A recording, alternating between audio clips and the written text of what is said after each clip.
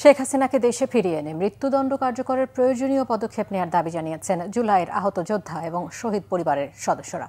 এ সময় স্বস্তি প্রকাশ করে তারা বলেন, এই রায় দৃষ্টান্ত হয়ে থাকবে, ফলে ভবিষ্যতে মানবতাবিরোধী অপরাধের ঘটনার পুনরাবৃত্তি বন্ধ হবে। নাবিল জাহাঙ্গীরের রিপোর্ট।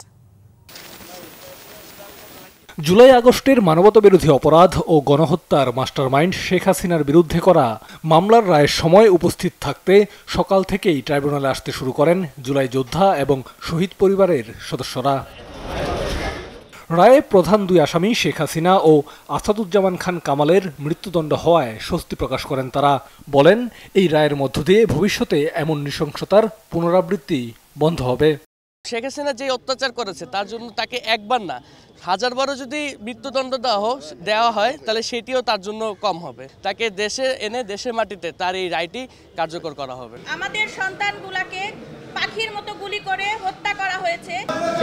হাসিনা এবং তার যেই স্বরাষ্ট্রমন্ত্রী ছিল তাদের রায়ে আমরা সন্তুষ্ট। আমার একমাত্র সন্তান সহ আরও 1400 সন্তানকে হত্যা করেছে নির্মমভাবে, আপনারা জানেন। তার আজকে ফাঁসি কার্যকর হয়েছে, ফাঁসির রায় হয়েছে। এ সময় শেখ হাসিনাকে দেশে ফিরিয়ে এনে বিচারের মুখোমুখি করার দাবি জানান জুলাইয়ের এই সকল বীর যোদ্ধা এবং শহীদ যোদ্ধার পরিবার। একই সাথে জুলাই আগস্টের মানবতাবিরোধী অপরাধের অন্য আসামিদেরও দ্রুত শাস্তির আওতায় আনার দাবি জানান তারা। যার বিচার হবে তাকে অবশ্যই ফেরত দিতে হবে। সে এত বড় একটা কর্মকাণ্ড করে দিয়ে গেছে, আমাকে সারা জীবনের জন্য পঙ্গু বানিয়ে দিয়ে গেছে। ভারত কিভাবে তাকে রেখে দিবে? ইন্ডিয়া থেকে তাকে ফিরিয়ে আনবে এবং ফাঁসি কার্যকর করবে। এর জন্য সরকার এবং সংশ্লিষ্ট সবাই আন্তরিক থাকবে, আমরা আশা করছি। স্বরাষ্ট্রমন্ত্রী আসাদুজ্জামান খান কামালকে এই দেশে আনা তাদের ফাঁসি কার্যকর করার জন্য আমি সরকারের প্রতি আহ্বান জানাচ্ছি। যারা আইনের আওতায় এখনো আছে, পর্যায়ক্রমে তাদের কিভাবে তাদের রায়গুলো খুব তাড়াতাড়ি দেওয়া হবে, এইটা আমার মনে হয় এটাও আমাদের আকাঙ্ক্ষা এখনো পূরণ হয়নি।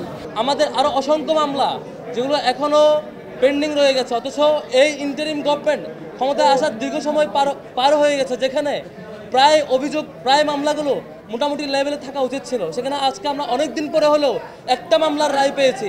আমরা আশা করেছিলাম যে খুনি হাসিনার নির্দেশে আমাদের চাঙ্কারপোল থেকে শুরু করে আমাদের সাভারে এবং সারা দেশে যে গণহত্যা চালিয়েছে, হেলিকপ্টার থেকে গুলি করেছে, সাবেক পুলিশের আইজিপি চৌধুরী আব্দুল্লাহ আল মামুন, তারও দৃষ্টান্তমূলক বিচার আওতায় আনা হবে। এদিন রায়কে কেন্দ্র করে ট্রাইব্যুনাল ও আশেপাশের এলাকায় নিরাপত্তা ব্যবস্থা জোরদার করা হয়। পুলিশের পাশাপাশি দায়িত্ব পালন করেন র্যাব, বিজিবি, আর্মড পুলিশের সদস্য ও সেনাবাহিনী। নাবিল জাহাঙ্গীর, বাংলা ভিশন, ঢাকা।